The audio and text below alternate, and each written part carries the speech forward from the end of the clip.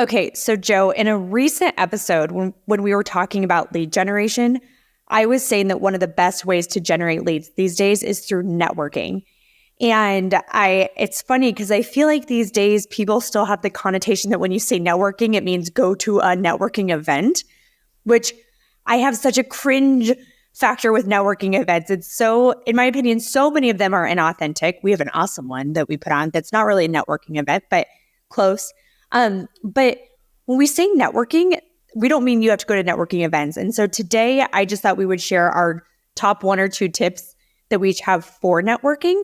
And I guess mine is to just get involved in your community, doing things you already like doing.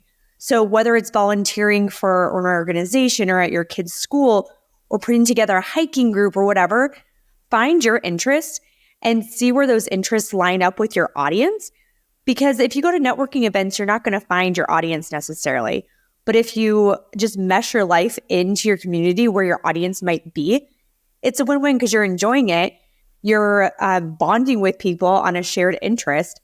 And I just think getting as involved in your community as possible and getting your name out there is a way to meet people, but also create referrals. So my biggest thing is just be active. And if you're an introverted person, there are ways to do that as well. Like if you can be this sounds bad, but you could be the treasurer on your school's PTO. You're involved. People like see your name, but you're not the person up with the mic in front of assemblies making announcements. I don't know. That's obviously a random example, but there are ways to get involved without having to be the loudest, most extroverted person in the room. Well, you made me think of something that's not what I wasn't going to talk about, but this idea of being an introvert and networking.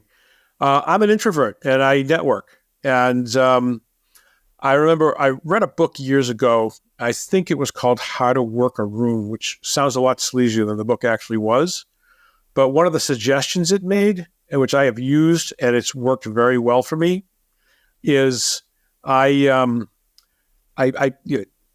I go to an event, I don't know anybody, right? So there's all these people talking, and they know each other from before, and I'm like there, and I'm all alone, and like you stand there, and you start looking at your phone. So instead, I look for other people that are in the same boat, and I act like the Walmart greeter, right? So I see them standing there, and I go, "Hey, how are you doing? What brings you?" And all of a sudden, I'm the one solving the problem for other people. And I've met some really cool people because not everybody that's really neat knows everybody at an event, and it's really worked very well for me. So I just want to put that out there as just a nice strategy. If you see people that are uncomfortable, go and greet them. They're going to thank you for getting them out of being standing there all alone in the middle of the room. That's in person, obviously. But networking can be done in person or it can be done online these days. And regardless, my rule is, don't be a sleaze. I mean, the worst thing in the world are the people that are either there basically to get something out of you. They want you to buy from them or whatever, or they're talking to you and looking for somebody else more important to, and you get that feeling that they're not really paying attention. So don't be that person. If you're going to meet people, if you're going to network, you're building trust, right? You're basically letting people know that you're a good person and you're somebody that they want to know and that maybe you can help each other.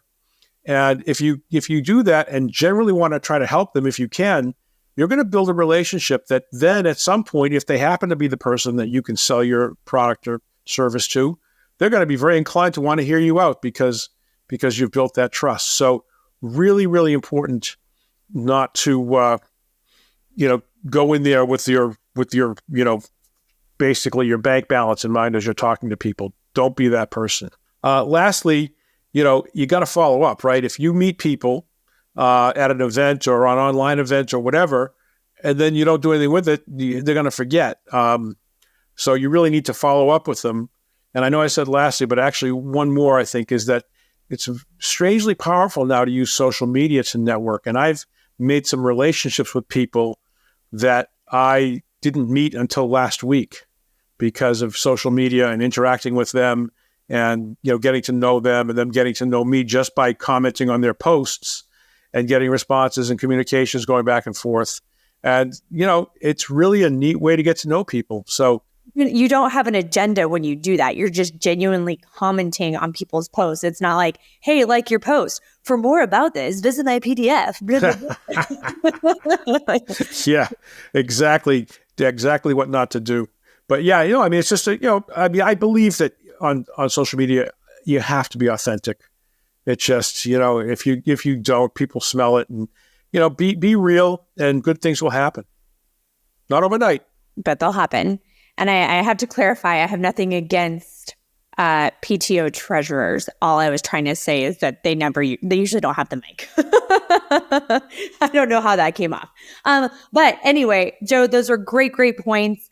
So we just thought we'd throw that in there. We have a full episode dedicated to networking that I'll put in the show notes that we did about 9 months ago. That's wonderful.